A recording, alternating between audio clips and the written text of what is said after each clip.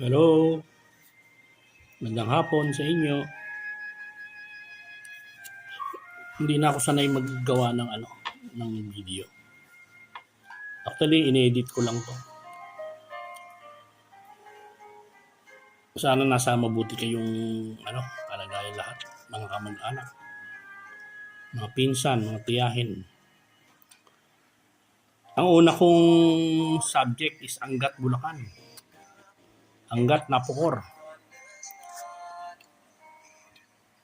Diyan tayo nag-umpisa na lumaki, na kasama sila Ate Amen. Yan sila Ami, maliliit pa yan sila. Naalala ko lang, nung araw sa infirmary, midwife yan si Ate Amin. Tumutulong yan siya pagka may mga pasyente o tsaka may mga anak. Kaya naalala ko yun eh. And then, Limay, Bataan. Diyan naman sa Limay, ang hindi ko makakalimutan dyan, kami ni Kuya Boy madalas magkasama eh. Kami ang namimili ng mga paninda niya dyan sa housing. Kasi meron siyang mga mga paninda dyan, mga gulay, sapatos, ano-ano. Pinapautang niya sa mga empleyado, din pag sweldo bayan. Ako yung madalas na nautusan na bumili sa Divisoria kami ni Kuya Boy ng gulay, saka mga sapatos sa Marikina. Then isasakay sa bangka going to Limay. Diyan kami bumababa sa likod ng thermal, ng power plant. Yan ang naalala ko diyan sa Angat tsaka sa Limay. Then after, ang naalala ko nitong nasa Baligtas na ako nakatira, halos araw-araw magkausap kami.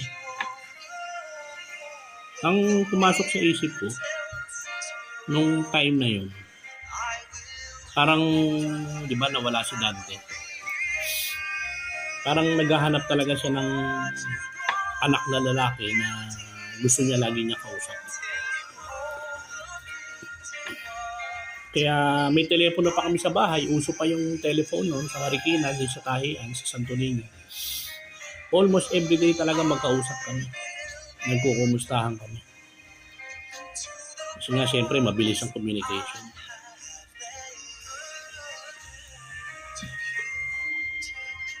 Tia Maming is a serious person, hindi yan magpapatawa. Ikaw ang magpapatawa sa kanya para tumawa siya. Pag tumawa naman siya, talagang hagak-hak ang tawa niya. Pero never siya talaga, parang bihirang-bihira ako siya nakikita nagpapatawa. Unlike Ate Ason, sa mga babae, yan si Ate Usit. Very serious talaga siya.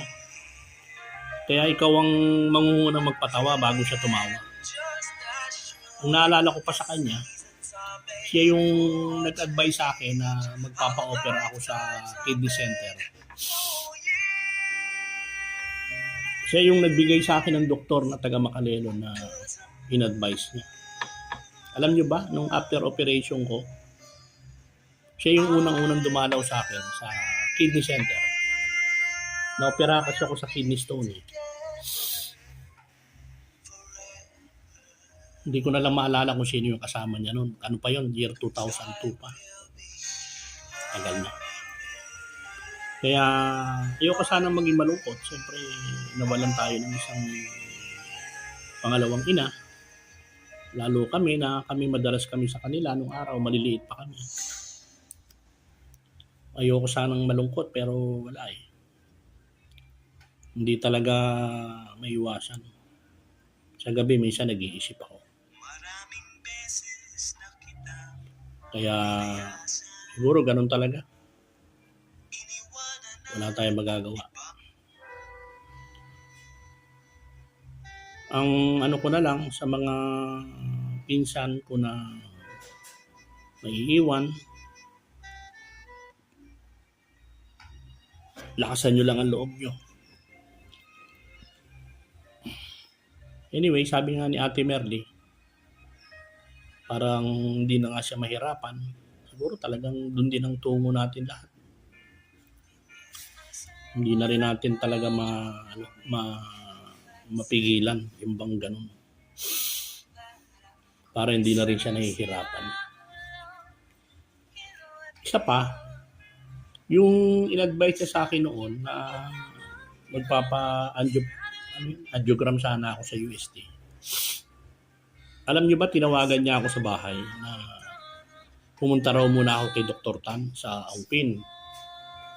At magpatingin daw muna ako doon. Kasi nga, di ba, namayat ako ng araw. Alam niyo ba na nung nakasakay ako sa FX, bababa na sana ako ng UST sa Espanya. Naisip ko yung sinabi ni Tia Mami na pumunta ako kay Dr. Tan. May dala na akong pera noon kasi angiogram na ako, 50 million ibabayad ko sa UST. Hindi ako bumaba. Dumiretso ako sa Quiapo. Then, nagpa-check up na ako kay Dr. Tan. Yun, tuloy-tuloy na. Hanggang sa gumaling ako ng gumaling, tumaba ako ng tumaba. Nag-normal na yung aking pagkain. Kaya, parang siya sa akin, parang pangalawang ina ba. Siyempre, nanay, number 1, Tia Amin, number 2.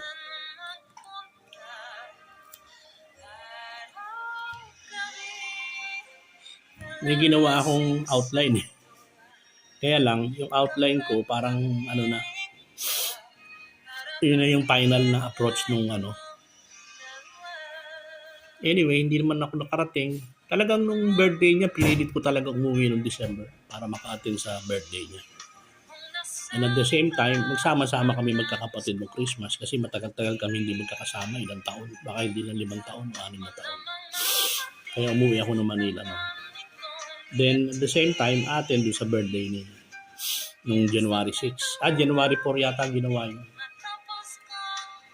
Biglaan naman ang nangyari. Talagang pilitin ko man umuwi. Nasabay na Holy Week.